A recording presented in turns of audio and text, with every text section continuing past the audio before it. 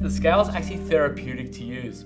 What's even more therapeutic, especially if you're a fidgeter like me, is this WD-T tool. You press it down, flick it back up, press it down, flick it back up. Obviously the idea is to press it down and WD-T your coffee.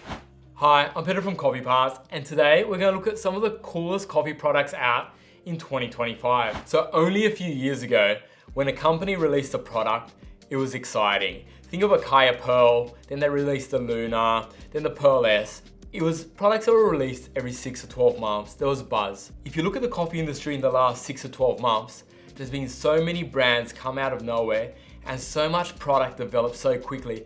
It's insane and actually quite exciting. And then came MHW. Now, only a few years ago, they were a new company doing products kind of similar to all the other products in the market, not very differentiated. In the last 6 months, there's been a massive change. They've been releasing range after range after range. The first range being the YU set. Now, the hero, or the key product in the YU was this portafilter, a unibody flat lay portafilter that really allows you to have it completely flat on your bench, puck prep, and with that range came really easy to use distributors. So press down and it just evenly distributes. Not the only one on the market, but definitely one of the easiest ones to use.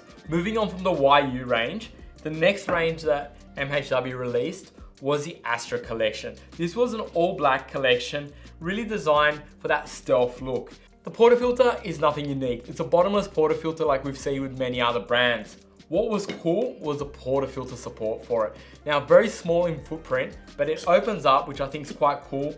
Lets you put your portafilter there, and whether it's puck prep or tamp, lets you do it in an easy fashion. You have your gravity distributor to distribute your coffee, and then your impact tamper. The cool thing about this collection, it doesn't take up much room. The next range they brought out was the FLOWLIGHT, which brought color to the range. Gold, red, and silver. In terms of product, once again, quite similar to the ASTRA Collection. What's exciting though is their runway for the year ahead. They are releasing so many products at such a fast pace that's actually exciting to see a company release products just like that. Airflow is another brand that's been releasing products that I find really beautiful. Not only beautiful, but really well put together, box, package. It's a brand that's focusing on form, function, design. Some of my favorite pieces in the Airflow range are their scale. This scale is beautifully designed, works so well, and a fraction of the price of the Akaya Luna. Their bench brush, now brush to brush, cleans your bench. You know, it's not a significant product, but it's very well put together and very beautiful. It's one of the brushes that if you did leave out, you're not embarrassed to have on your counter. Things like their paper filter holder, the lid magnetic on the bottom, angle so you can get the paper out really neatly. Up close, it just looks and feels well finished. They're three of my favorite products, but their range is quite big. They also do brew bar range. Now Ceado. To me, they're an interesting company. They've flown under the radar, but the products they're building and the thought process behind them makes a lot of sense. I met this company many years ago at a trade show in Italy, and at the time they were only doing commercial products. They've since moved into the home market with the Ceado Life, specifically the Life S and the Life X. Now, when I first read about this grinder, it didn't completely make sense to me. And after speaking with them and really understanding what they were achieving, they went for a smaller burr, a blind burr, so with no screws, smaller internal diameter, so the burrs actually have a bigger surface area than most of those other burrs. That meant they have a smaller circumference, which meant a smaller retention. The footprint of the grinder allowed it to be smaller, so for home environment, they really looked at what people needed. A smaller grinder that was consistent, that could do beautiful espresso and filter coffee, and everything started to make sense. The design aspect was modern. It was based on an iPhone. So if you can imagine an iPhone vertically. So they really started thinking about coffee, designing flavor, espresso to filter, and what people really needed rather than what it sounded good in marketing. And the coolest feature of all, it was world recognized when it received the Gold Cup standard certification from the European Coffee Brewing Center. Now that's a hard tag to get, and a very special tag. Probably one of the only grinders, as far as I know, the only domestic grinder to receive that. I might be wrong. If I am, please correct me in the comments below, but I think I'm right. Another cool product that they've done, and it was all based on their tagline, designing flavor. So they started thinking not just from a grinder, but how can they really get everyone to appreciate simple coffee flavors without spending mega dollars on coffee machines. And they designed the Hoop. Now the Hoop is a super simple product, but I really do like the Hoop in the sense that you open it up, put your filter paper, put your coffee, put your hot water. Just like every other brew method, you do want to adjust your grind, you do want your water at the right temperature. Put your coffee, put your water, have it into a server or a cup, walk away, come back, and you really do have beautiful coffee. I'm finding myself lately on Sunday mornings being a little bit lazy and using this instead of all the kit that I have at home, because I can just make my coffee, sit on my balcony, read a magazine, and just have a very chilled morning. Now Timemore. This company is dear to my heart. They started with just a hand grinder and a big vision. Seeing them over the years, it's been super impressive. Timemore constantly have been thinking, what can we build and how can we build it, and design everything from the ground up. All the way from the simple hand grinder, so many products came. Better, bigger range of hand grinders, pourers, servers. But where Timemore really popped and became a household name was with the Scluptor. This grinder, when released on Kickstarter a couple years ago, just went insane. From there, Timemore have released the Brick, which is super cool, affordable grinder. Now, for its price point, I think it's one of the hardest to beat grinders on the market. Timemore have paired up with other young designers to collab and build really beautiful products. One of them was the Millab, where Timemore really helped with the technology, and they built a portable electric grinder. Although there's others on the market, the look and feel of this grinder compared to others really is second to none. The quality is absolutely beautiful.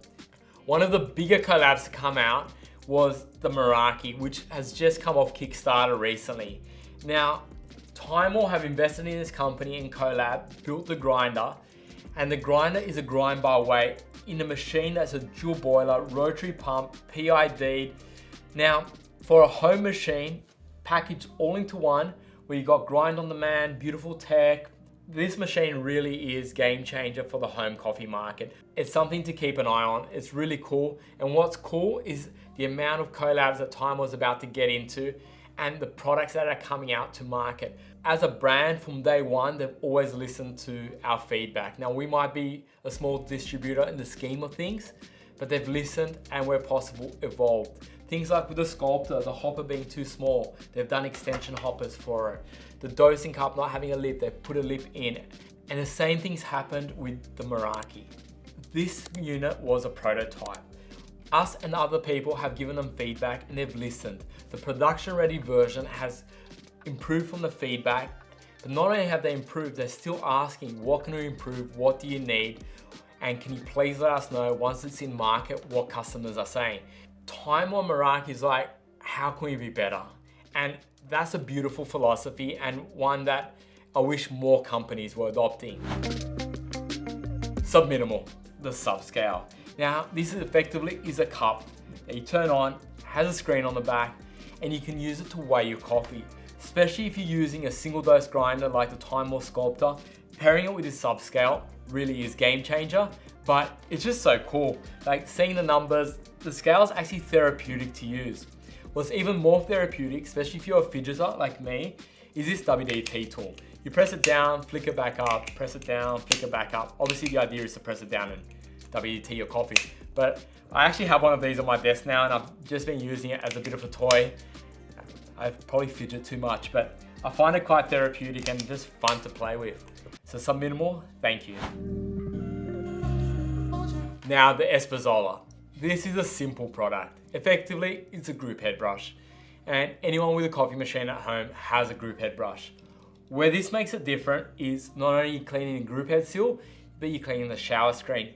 Which is so easy to use that you end up using it. Take out your portafilter, lock this in. As the water is running through, move it left and right. All the water comes through so it doesn't hit your hand, so it's safe to use. But the most important thing, it's simple. It's so simple that it's easy, therapeutic, and you get it done. Now the lever machines. If you've been following this channel, I've got a soft spot for levers. Personally, I've got a 1967 Olympia Cremina, which is a vintage lever machine that I've had for many years.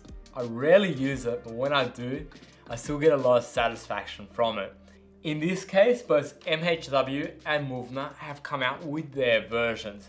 These are the kind of machines when you got time and you want to get engaged and involved in coffee, they're a lot of fun.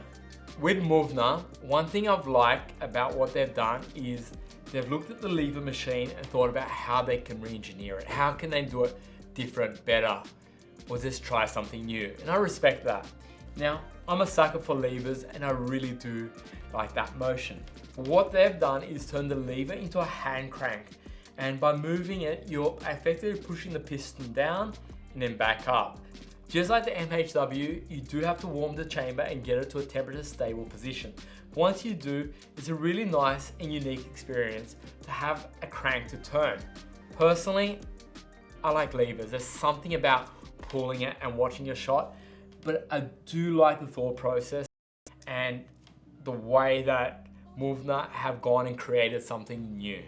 Let me know in the comments below, is it lever or hand crank if you had to pick one?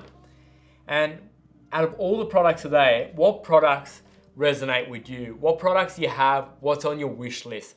Let me know. It'll be interesting to see. I'm Pedro from Coffee Parts. Thank you for watching. See you on the next video.